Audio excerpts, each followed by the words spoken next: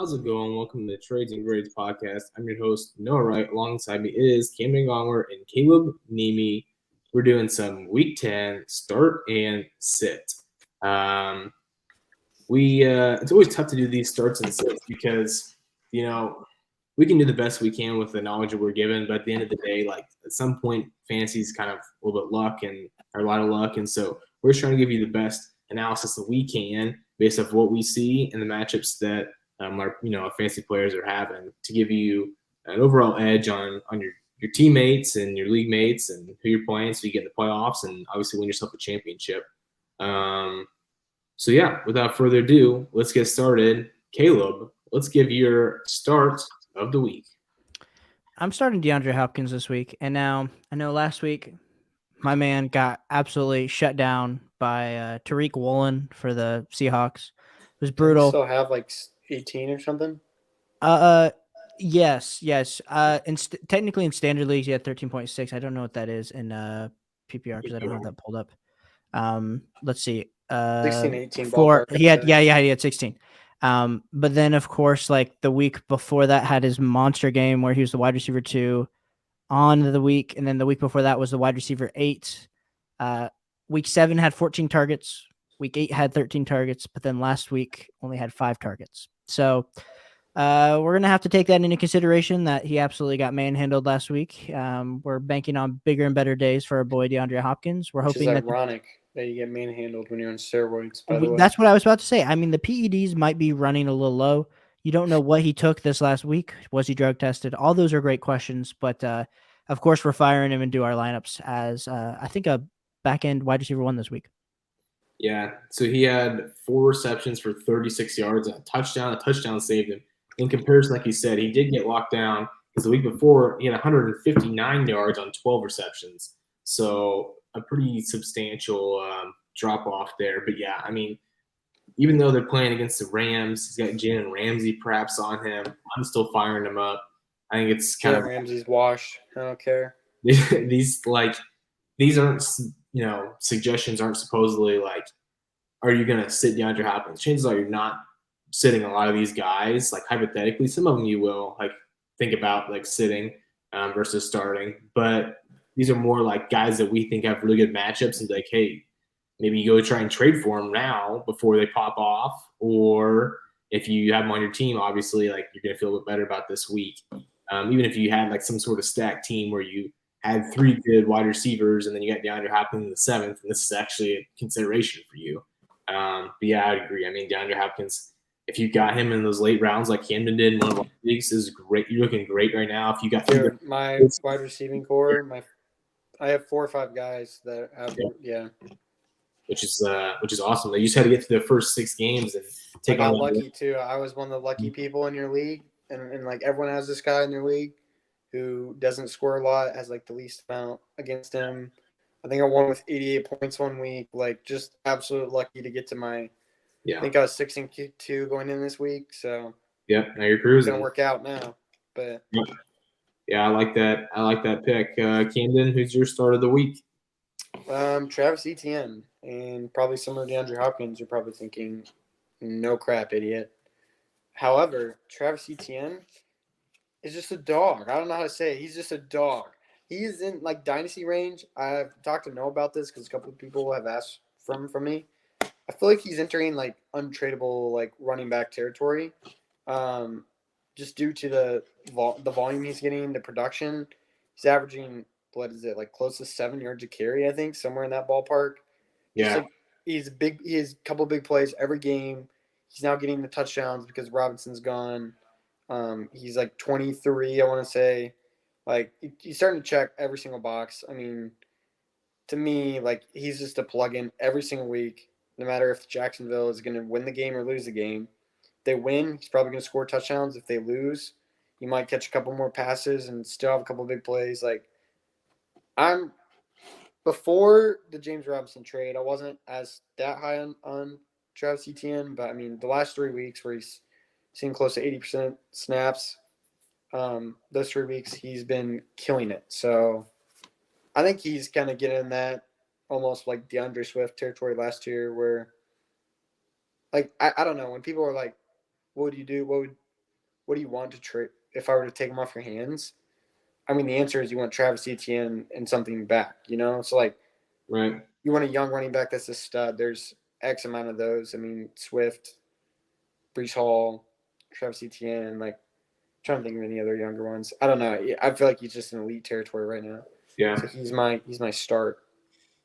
Yeah, I think you start off with like he's reaching into that upper tier of running backs, right? So like you said, you have JT, Brees, Kenneth Walker's now kind of reaching up there.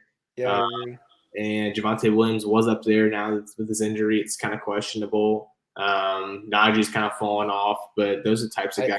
I honestly think Etienne might be worth more than Najee right now. Like, I would agree, 100%. I think no matter where you got Etienne, whether you were patient and you waited for his resurrection, whether you traded for him, anticipating this, or if you drafted him in the 4th round in a redraft league, I mean, it's really reaping the benefits right now. 4th, 5th round in redraft. I mean, shoot, you have an RB1 in the 5th round who's doing better than like a Dalvin Cook, better than a Najee Harris. Right. Else. Absolutely. Yeah, he's kind of in that RB dead zone in those redraft leagues. It's kind of ironic because there's a big wide like range of outcomes there, right? So you have Josh Jacobs was there. Brees Hall was arguably. I mean, he was a little earlier. He was a little earlier, but he's getting there. Travis Etienne was there. Then you have like your J.K. Dobbins, where that's kind of falling off. Elijah Mitchell, like there's a big range of outcomes there, and so Dave Montgomery. So like if you're able to get Travis Etienne, obviously you're pretty happy with yourself. Yeah, I mean, Caleb, what do you think? What is the going rate for you right now? If you are a Travis Etienne owner, what are you looking to get rid of him? I already fleeced Caleb for his Travis Etienne shares earlier in our Shut up, Camden. Actually, I got Saquon Barkley though, so it's fine. It's fine. And we talked about this. Caleb that was a fair trade, honestly. I feel like it was a good trade. It was a good trade. Early a couple weeks ago, I would have said he was beating me by a lot, but now I feel like it's back to pretty even. Well, Travis Etienne right now is my dynasty wide receiver or running back 1. Like it's, and granted the running back 1 for dynasty seems to like flip every like 3 weeks. Someone gets injured. Javonte's up there, gets injured. You know, Jonathan Taylor's up there, gets injured. Like the running back position is just so like we all know the injuries. So, but I just think Travis Etienne, like projecting him forward, like even if some like crazy, I mean, of course, something crazy happens to him again where he gets injured, like his value will fall.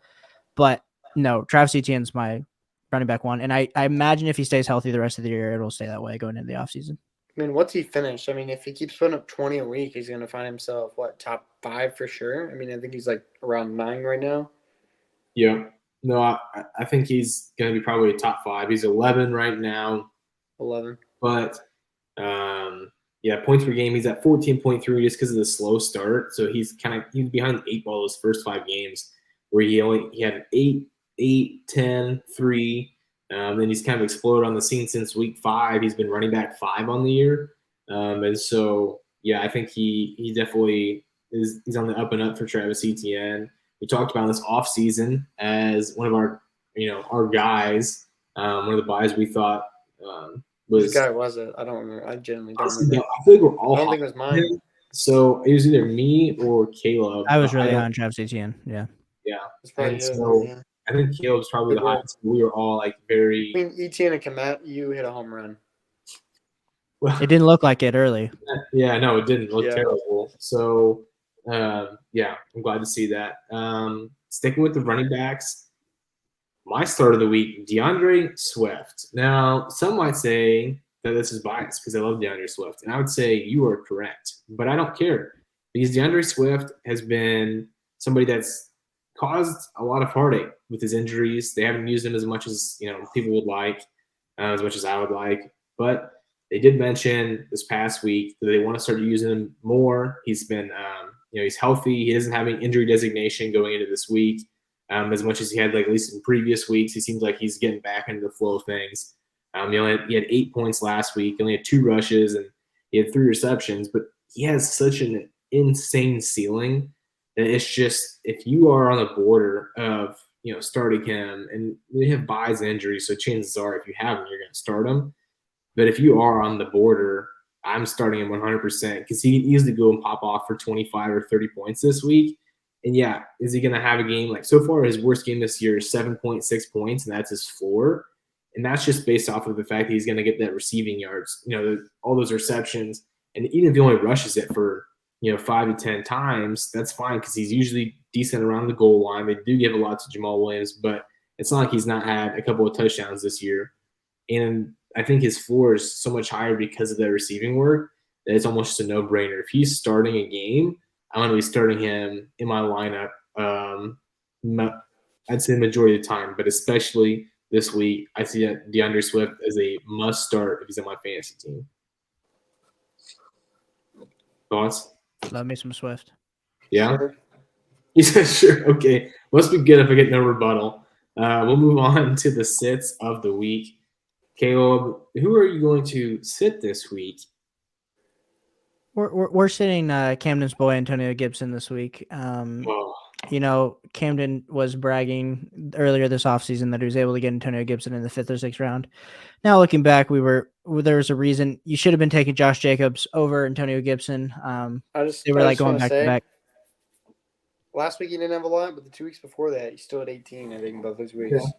He's still not doing that bad, despite Robinson. 19. Running back 19. When Robinson came back, I kind of was like, oh, crap. Like, they actually do hate.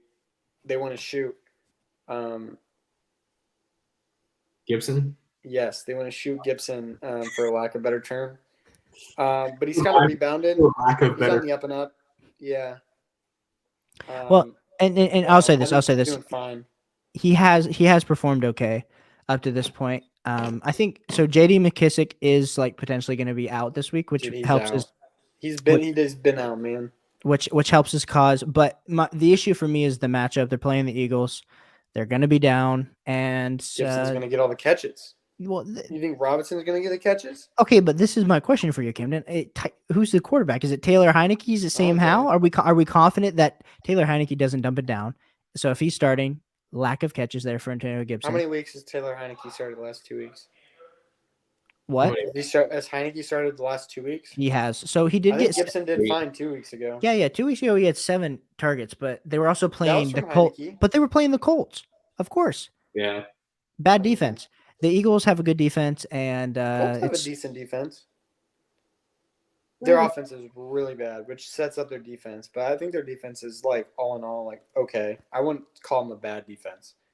Well, at any rate, he had the best game of his season against them. Let's put it that much. Yes, that would be the proper term. And so Antonio Gibson, I would say this: the best 2 games he had this season was against Jacksonville and Indianapolis. So that's all we need to know.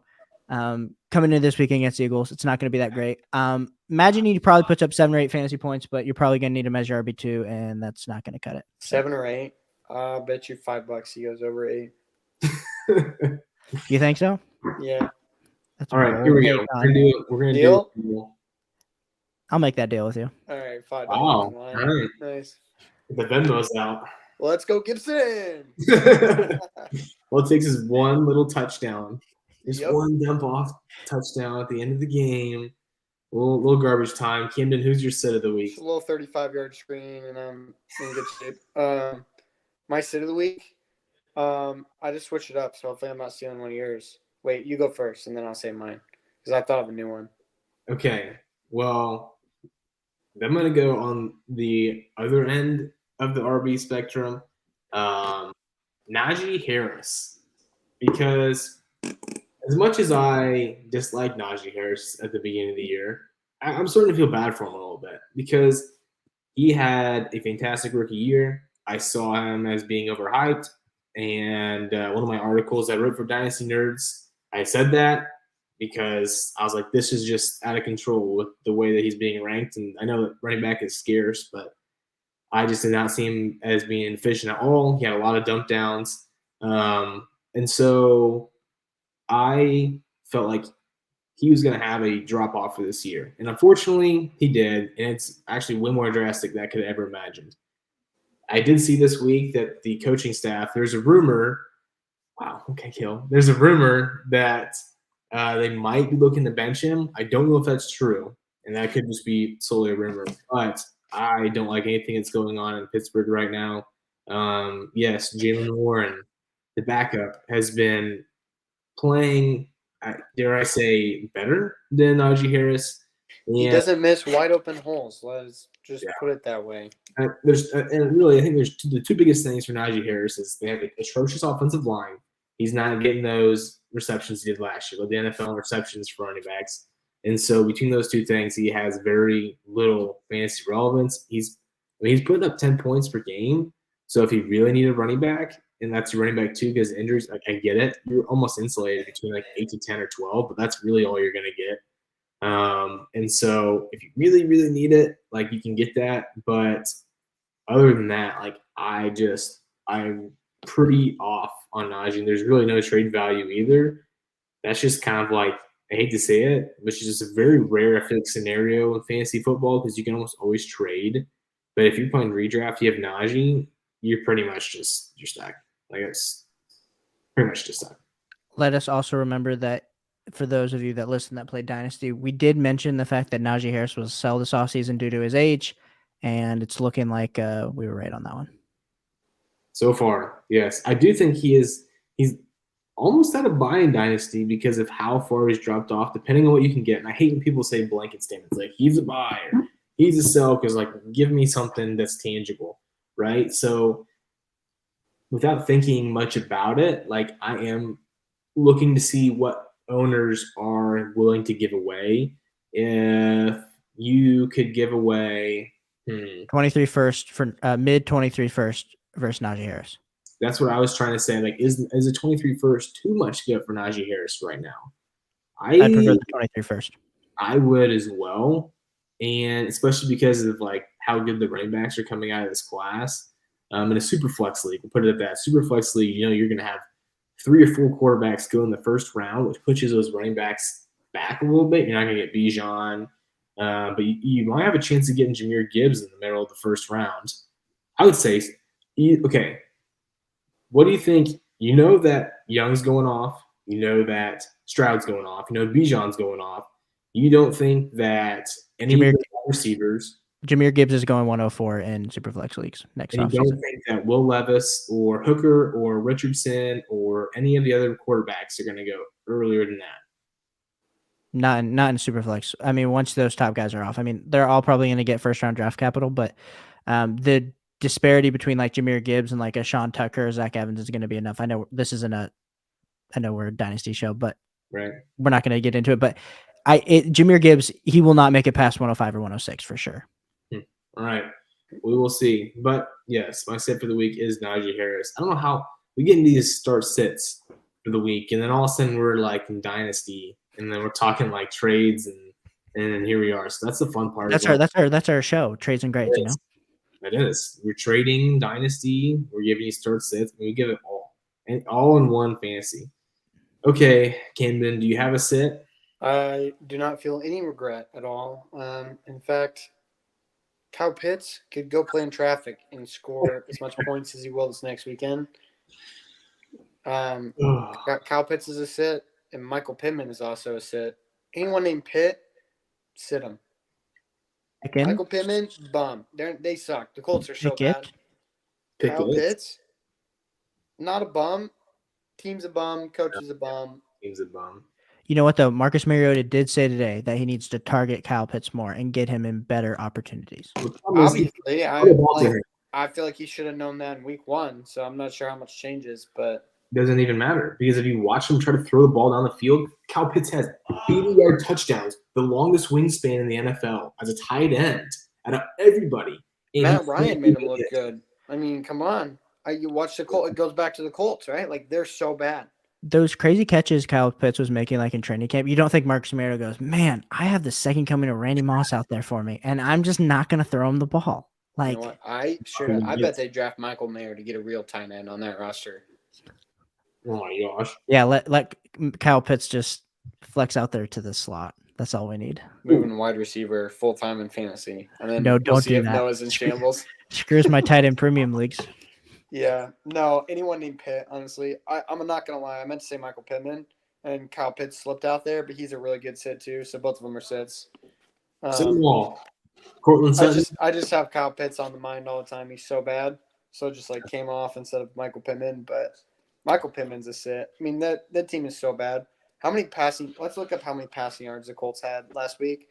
I think it was like 80. Yeah, 80. So, like, big yikes, man. 80 yards? Okay, hypothetical for you, Camden. Kyle Pitts or Dalton Schultz this week? That's a tough one. I do think Dalton Schultz's value will go up over the next however long just because he does better with Dak. I think he's starting to get healthier and healthier off of this injury. I mean, he doesn't have an injury designation anymore.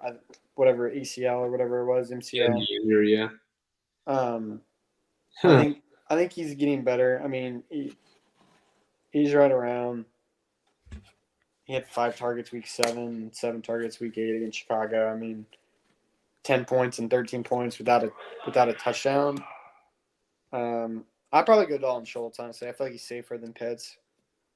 Okay. I don't know. Like this is gonna sound bad because like Kyle Pitts should have way more upside, but I'm not sure he does, honestly, with the way they're using him. Yeah. Like Dalton Schultz could easily score 20 if he catches a touchdown with what he's been doing the last couple weeks. I feel like that's also Pitt's maximum. But I feel like Schultz has like a floor of like 8, we'll say, 8, 9, whereas Pitt's floor is clearly like 4. Like that's what he gets every week. So, yeah. Well, how about we just sit them all? You don't have to worry about it. Yeah. All right. Well, that is our starts and sits of the week. I feel like we need music or something. Like we need a little like start and sit presented by. We don't have any sponsors. Buyers Auto. Yeah, I don't know. Yeah, something like Gongwer LLC. Pro Accounting. Yeah, can we get Crow up in here? No, they will not sponsor me. We'll sponsor action. Sponsored by. Yeah, Body Armor. No, you can't say that out loud because we're not. I said it's fraud. Spotty Sparmer. So Sponsored by. Sponsored Sponsored by Schmorge Pickens. Let's just get George Pickens on here, and then we'll. He's our dream guest on the record. He's my dream guest. All right. Who's your guys' dream guest? You can't steal mine. Dream guest. Jalen Warren. Really? Yeah. Why? He's just a man of a man. What about you? DeAndre Swift. That's what I thought you were gonna say. I'm not gonna lie. DeAndre Swift. That's like, I just off the top of my head. Like, no offense to like Justin Fields, because like he's my guy, but DeAndre Swift's also kind of, or Breece Hall. I think we should get my runner-up to George Pickens is Jim Irsay. Oh yeah, I mean he'd have plenty to say. I would like to ask him some questions, respectfully. Just on the down low. All right. Please open your eyes really deep in the camera and see how bloodshot they are. Can you please go take this urine test to see how drunk you are? Try to walk in a straight line. Those are just some of the questions I would ask him. Just real quick. But those are the starts and sits of the week. Thank you. Presented by Camden. Appreciate you guys listening. We will have another video next week. And yeah, I guess we didn't say it at the beginning, but if you are listening to this, please leave a review. If you're watching on YouTube, like and subscribe. It really helps us, gives us motivation to do this on Wednesday nights at late o'clock. So please donate your love through likes and subscribing. Thank you for listening. We will see you next week.